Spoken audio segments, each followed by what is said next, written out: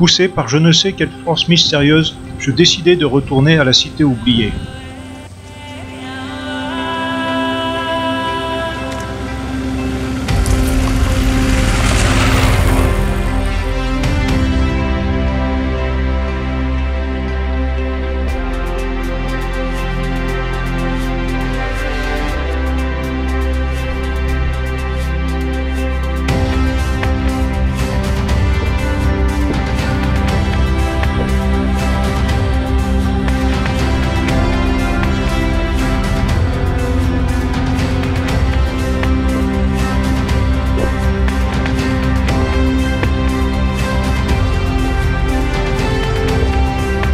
Le problème dans la brousse, ce sont les génies qui gênent parfois les prises de vue.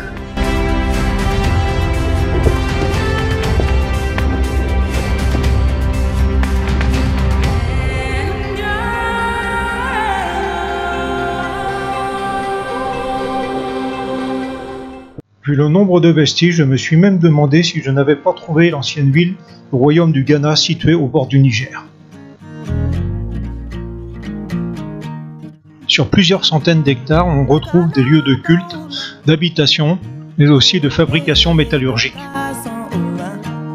Certaines constructions semblent avoir été fabriquées aussi pour la défense. Nous évoluons dans des paysages surprenants.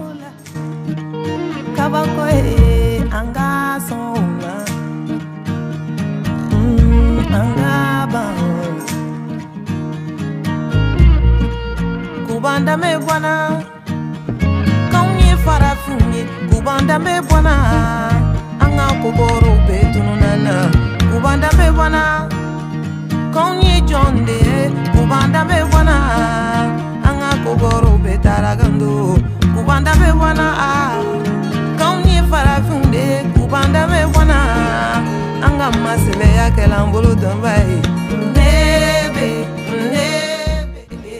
Dans les vidéos précédentes, nous avons vu qu'il existe plusieurs vestiges. Des gravures, des peintures, des constructions.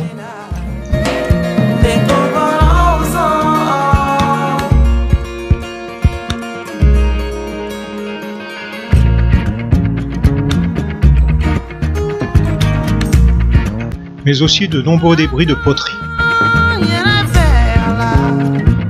En haut d'une ravine, sur la falaise, nous découvrons un étrange couloir.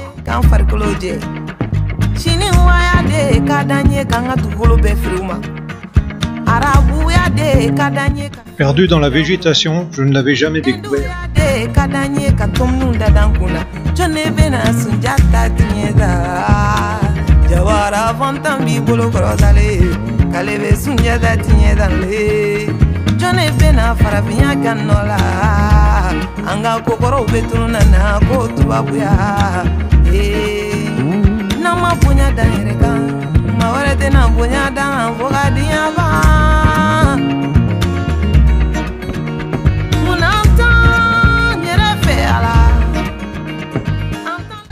L'entrée fut partiellement bouchée, ne laissant qu'une petite ouverture. Après m'être assuré qu'il n'y avait pas d'hôte indésirable, je pénètre dans une première pièce. Mon ami est resté à l'extérieur. Sur une des parois, il existe des traces de construction. Puis, au fond de cette première salle, il y a une ouverture. L'ouverture est minuscule et on ne peut y accéder qu'en rampant. Le bourrelet autour de l'ouverture est décoré.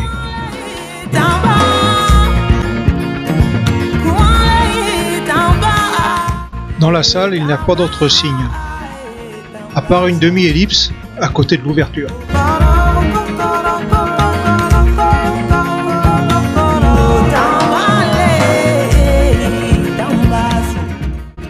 Une fois franchi la seconde ouverture, on arrive dans un couloir qui visiblement a des fenêtres sur l'extérieur. Tout au fond, nous distinguons une lueur qui est la fin du couloir. Sur les parois du couloir, aucun signe, rien. Nous ressortons. Autour, nous voyons quelques cavités, mais peu profondes. Certaines sont même bouchées avec des pierres.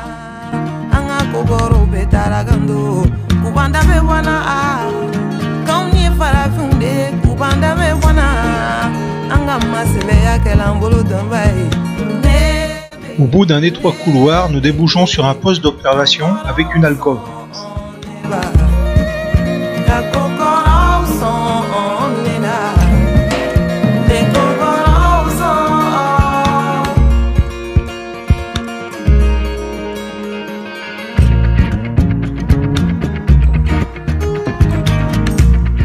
Nous passons de l'autre côté de la ravine, d'où nous pouvons observer l'extérieur du couloir. On remarquera que le couloir se situe sous la première dalle.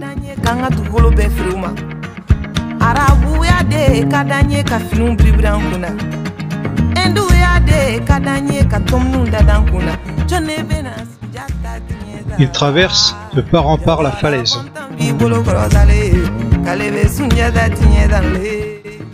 Les fenêtres naturelles permettent d'observer l'autre côté de la falaise, mais aussi l'intérieur de la ravine.